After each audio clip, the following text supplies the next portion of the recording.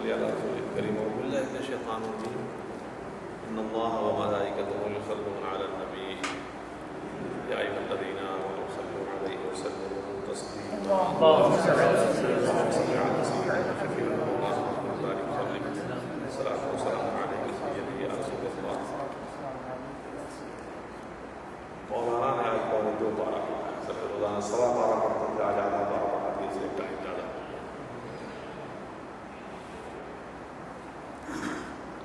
تو کیا بیان کیا جائے؟ ابھی تو سورہ توبہ ہی کا آخری چیپٹر آخری حصہ جو ہے وہ بڑا ہے، پھر سورہ یونس ہے، پھر سورہ ہود ہے. بہرحال 10 منٹ سمجھ لیجیے. غزوہ تبوک میں جب اللہ کے رسول صلی اللہ علیہ وسلم نکلنے لگے تو آپ نے اعلان کیا تو لوگ تیار ہوئے. منافقین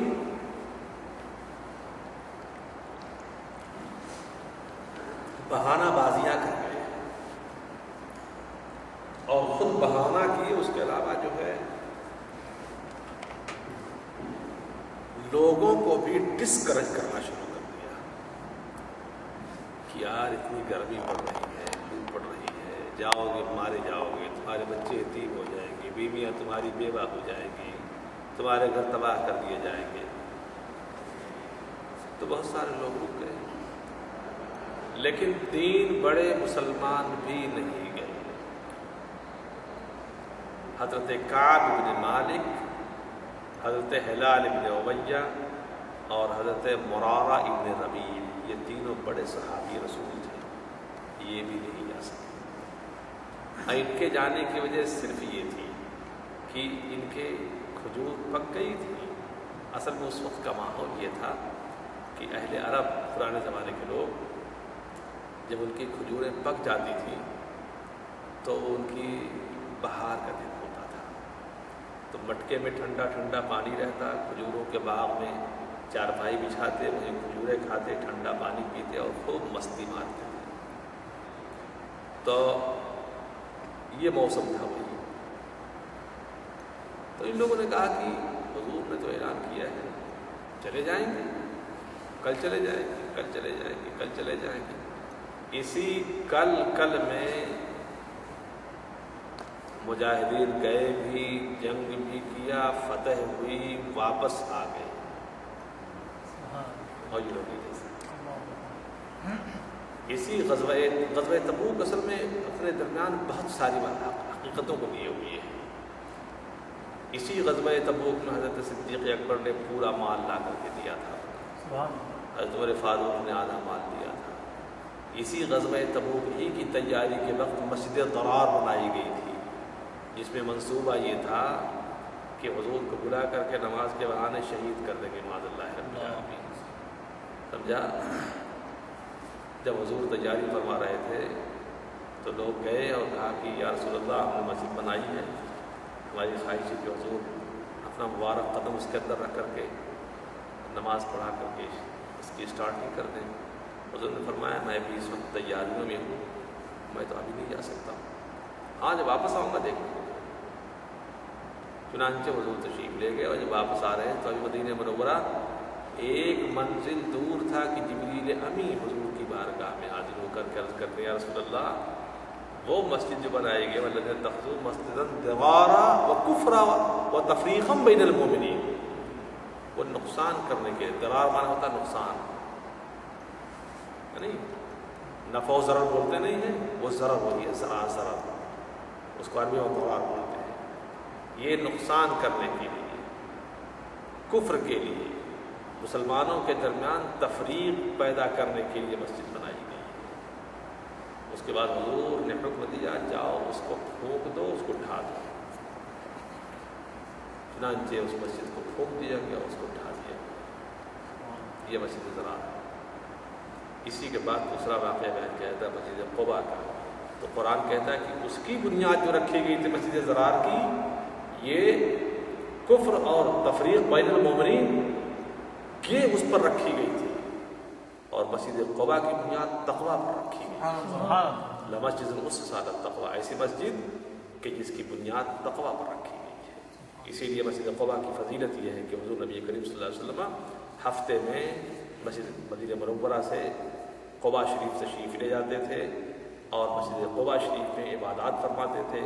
اس کا ثواب یہ ہے کہ اگر کوئی آدمی قباء شریف کے اندر 2 رکعت نفل پڑھے تو اس کو عمرہ اور حج کا ثواب ملتا ہے۔ اتنا فضیلت اس کی ہے، بڑی پاکیزہ مسجد، بڑی بات مطلب۔ اب تو خیر مدینہ بالکل مل گیا ہے، پہلے جو ہے وہ بہت دور سے تقریباً 3 میل پڑتی ہے مسجد مدینہ منورہ سے، مسجد نبوی شریف سے 4.5-5 کلومیٹر کے آس پاس۔ تو یہ مسجد بہرحال، تو یہ 3 بزرگ جو تھے نہیں جا سکے۔ اب جب حضور تشریف لائے اب فکر ہو گئی ہم کس منہ سے جائیں گے حضور کے سامنے۔ غالب بڑا ظالم شاعر تھا، لکھتا ہے کہ طیبہ کس منہ سے جاؤ گے غالب، شرم تم کو مگر نہیں آتی۔ اب چلو گے جاؤ گے کس منہ سے اللہ کے رسول کی بارگاہ۔ چنانچہ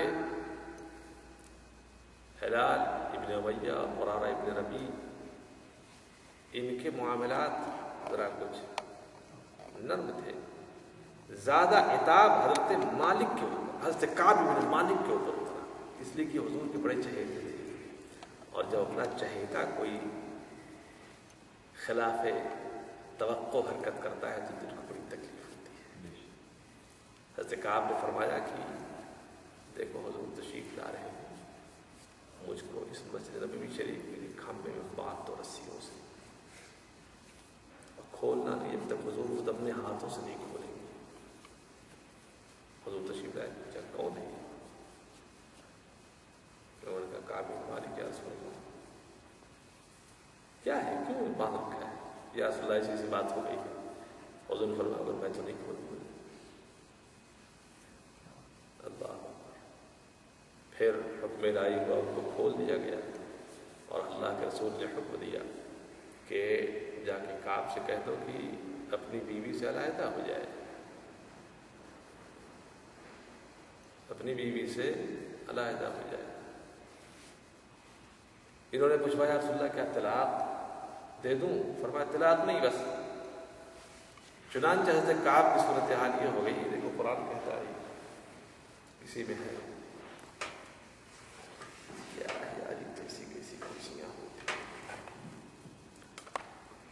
کہ